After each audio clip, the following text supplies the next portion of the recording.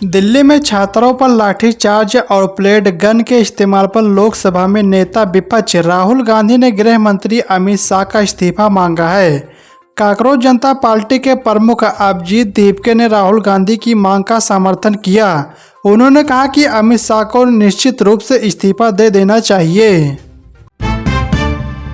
केंद्र सरकार ने देश भर में चीनी की कीमतों को कंट्रोल में रखने के लिए बड़ा कदम उठाया है।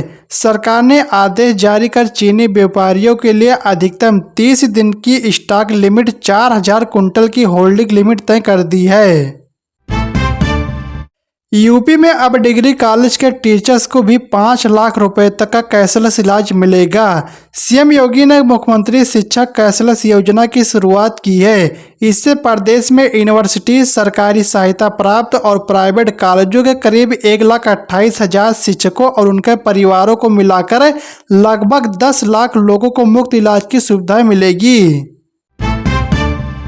डेयरी फार्म शुरू करने वालों के लिए बड़ी खुशखबरी। सरकार डेयरी यूनिट लगाने पर दे रही है 50% तक की भारी सब्सिडी।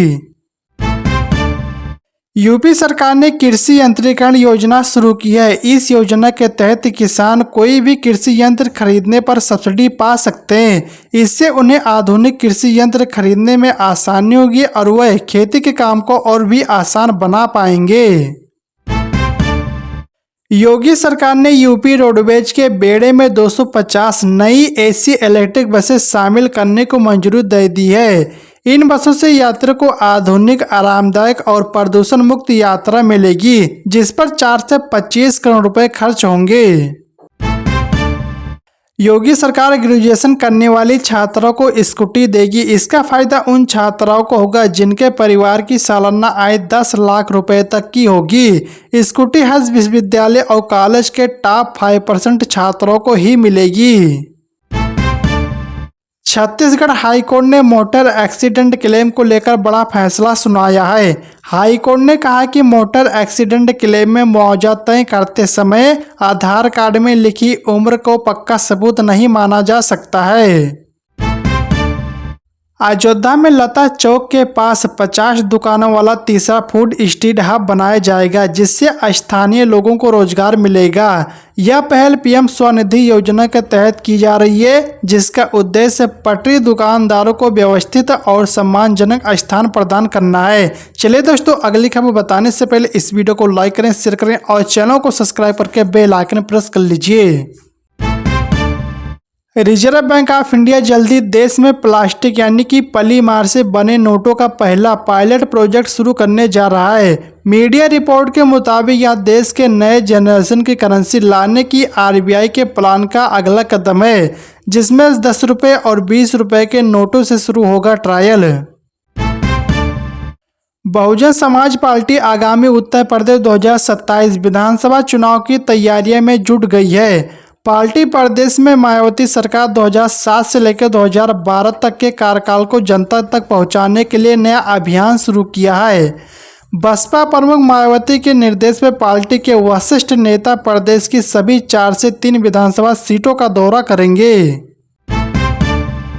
मोटो G77 power 5G smartphone launch. कीमत है 23,999 रुपये। 50 मेगापिक्सल सोनी का कैमरा और 24 GB तक की रैम के साथ 7000 mAh की बैटरी सिंगल चार्ज में 3 दिन चलेगा।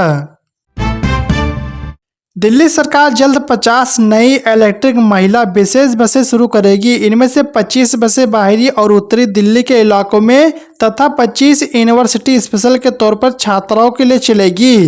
पीएम ई ड्राइव योजना के तहत मिलने वाली इन बसों में जीपीएस और कैमरे जैसी सुरक्षा सुविधाएं होंगी।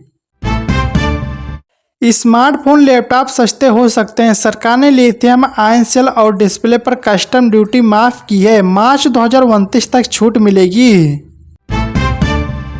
बुलेट ट्रेन का दिल्ली से निकलने वाला नया रूट बिहार के लिए भी गेम चेंजर साबित होगा। यूपी, बिहार, बंगाल और दिल्ली के बीच हाई स्पीड रेल कॉरिडोर के इस रूट से बिहार में 5 से 6 स्टेशन हो सकते हैं।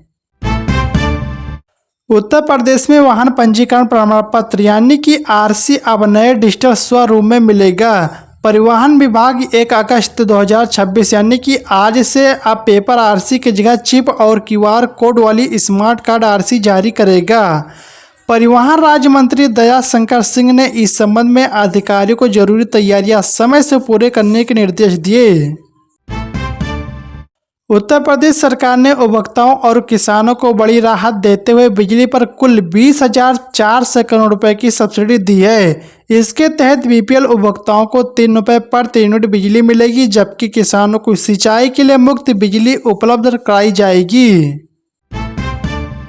ग्रीस में शुरू हुई भारत की यूपीआई सर्विस अब दुनिया के 10 देशों में डिजिटल पेमेंट कर सकेंगे भारतीय। पीयूष गोयल की मौजूदगी में लाइव डेमो हुआ।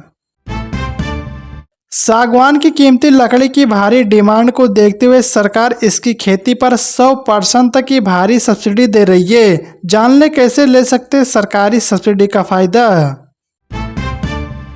केंद्र सरकार ने पासपोर्ट के लिए आवेदन फीस को बढ़ा दिया है। जानकारी के मुताबिक अब 36 पेज के पासपोर्ट का आवेदन करने के लिए 2,500 रुपये की फीस देनी होगी। राष्ट्रीय राजमार्गों और एक्सप्रेसवे पर अब वाहन मरम्मत और पंचर की सुविधा मिलेगी, जिसके लिए एनएचएआई ने क्षेत्रीय कार्यालयों को निर्देश दिया है। बाकी वीडियो को लाइक करें, शेयर करें और चैनल को सब्सक्राइब करके बेल आइकन प्रेस कर लीजिए। मिलता है नई वीडियो में, जब तक के लिए जय हिंद जय भारत।